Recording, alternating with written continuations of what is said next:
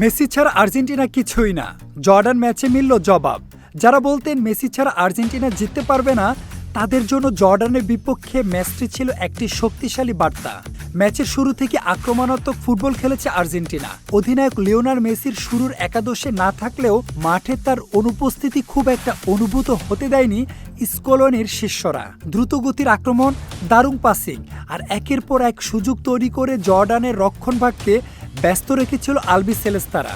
প্রতিপক্ষ জর্ডানও লড়ার চেষ্টা করেছে, তবে ম্যাচের নিয়ন্ত্রণ ছিল পুরো সময় আর্জেন্টিনার হাতেই।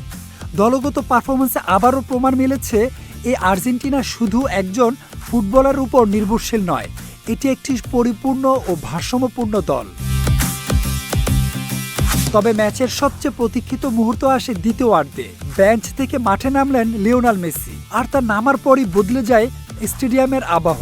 দর্শকদের উত্তেজনা বাড়তে থাকে প্রতিটি বল ছোঁয়ায়। বক্সের বাইরে থেকে পাওয়া একটি ফ্রি কিক, দুর্দান্ত সেই ফ্রি কিক গোলে আবারও নিজের জাত চেনালেন আর্জেন্টাইন অধিনায়ক। যেন এক গোলেই সব সমালোচনার জবাব দিয়ে দিলেন তিনি। এই ম্যাচে আর্জেন্টিনা দেখিয়েছে মেসি ছাড়াও তারা ম্যাচ জিততে পারে। আর মেসি যখন মাঠে থাকেন তখন তিনি এক মুহূর্তে ম্যাচের গল্প বদলে দিতে পারেন।